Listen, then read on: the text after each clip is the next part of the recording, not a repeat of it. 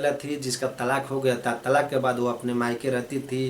वो मायके में रह के अपना गुजारा बसर करती थी। तलाक इसलिए उसका पति दिया था कि जो महिला थी उसका कोई बच्चा नहीं था, बच्चा नहीं हो रहा था। बहुत ही दावा कराते जो उसका पति था परेशान हो गया था, हैरान हो गया था। इस वजह से वो तलाक दे के जो उसकी बीवी थी उसको घर से बाहर निकाल देता है, मैंने उसको घर से भगा देता है। बोलता है ठीक है तुम जाओ अपने मायके रहने का। फिर जो लड़की होती है जिसका नाम पूजा होता है, पूजा चुपचाप अपने मायके आकर रहने लगती है। जो उसके पिताजी होते हैं, पिताजी के नाम भोला होता है। जो भोला जी होते हैं ये बोलते हैं बेटी ठीक है एक काम करो मेरे यहाँ रहो, मैं तुम्हें थोड़ी भगाऊँ, तुम तो हमारी बेटी हो, तुम्हारा गुजर बसर हम कर लेंगे, तुम्हारा एक भाई है वो कर लेगा।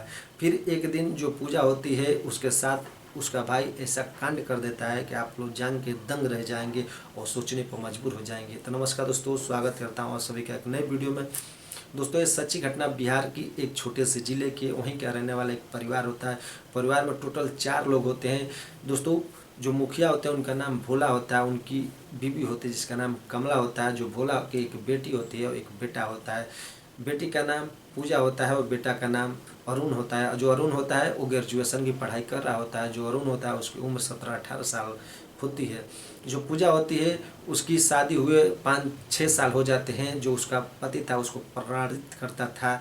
उसके बच्चा ना होने की वजह से जो सास ससुर थे, ननद थे, ताने मारते थे, बहुत उसे परेशान करते थे। परेशान इतना करते थे, परेशान करते करते उसे हद से ज़्यादा इतना परेशान कर दिए थे। जो पूजा थी उग गई थी और इतना उग गई थी वो सोचती थी कि मेरी जान ही चली जाए तो अच्छी है।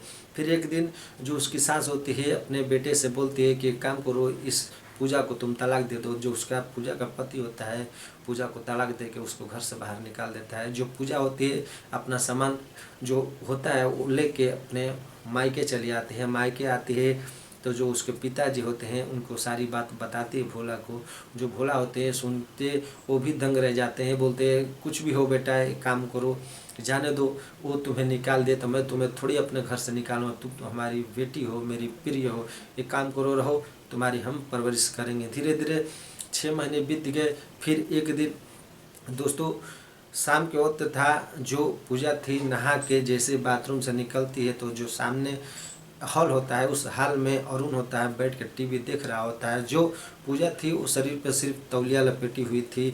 जैसे ही हॉल में ढुकती है तो कुछ वजह से जो उसकी तौलिया होती है वो वहीं पे उसके शरीर से नीचे गिर जाती है। अगर जैसे गिर जाती है पूजा पूरी नग्न अवस्था में हो जाती है। उसका शरीर देख के जो अरुण होता है उसके मन में कुछ होने लगता है, कुछ उत्तेजना उठने लगती है। फिर जो पूजा होती है तुरंत अपना तावल उठाती है और वहाँ से अपने रूम में चली जाती है। फिर दोस्तों जो अरुण होता है सोफे पर बैठ बैठ अपने मन में बहुत से प्लान बनाने लगता है। फिर शाम के वक्त खाना पीना खा के पूजा अपने रूम में सोने चली जाती है। फिर अरुण जो जो देखा था हॉल में उसके दिमाग पे घूमने लगता है। फिर तकरीबन रात के 10 बजते हैं। फिर अरुण उठता है और अपनी बहन पूजा के रूम में दाखिल हो जाता है। जैसे दाखिल होता है जो पूजा थी वो गहरी नींद में सो रही होती है। वो एक नाइटी ग्रोव पहरी थी और सो रही होती है। फिर जो अरुण होता है उसके जाके पास में बैठ जाता है, उसके छाती पे हाथ लगाता है। जो पूजा होती है वो चौंक जाती है, देखती है कि उसका भाई उसके सामने अरुण बैठा है और मेरे शरीर को टच कर रहा है। फिर जो पूजा होती है उसे झटका दे के उठ के बैठ जाती है। फिर जो अरुण होता है उसे ज़बरदस्ती वहीं पे सुला देता है। सुला के उसका ग्रोव पकड़ के खींच के फाड़ देता है और फाड़ने के बाद उसके साथ अपना हरकत करने लगता है। हरकत करने के बाद पूजा बहुत छुड़ाने की कोशिश करती है, नहीं छोड़ता है। फिर कुछ समय बाद एक दूसरे के साथ संबंध बना लेते हैं। इतनी जोरदार तरीके से संबंध बना देता है अरुण, जो उसकी पूजा बहन होती है उसकी हालत ख़राब कर देता है। उसके बाद 1-1.5 घंटे के बाद दोनों जब शांत हो जाते हैं तो अरुण चुपचाप अपने कपड़े उठाता है, उठा के बाहर निकल जाता है।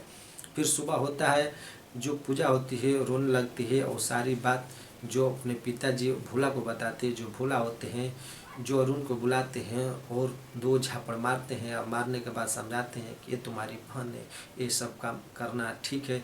जो अरुण होता है सर नीचे करके वहीं पे खड़ा होता है। फिर जो पूजा होती है ये बोलते हैं कि नहीं मैं इसे जेल भेजूंगी। जो उसकी माता जी होती है वो समझाती है कि बेटी देखो पहले तुम्हारे ऊपर पहाड़ टूट पड़ा है, फिर एक घर में और एक पहाड़ टूट जाएगा।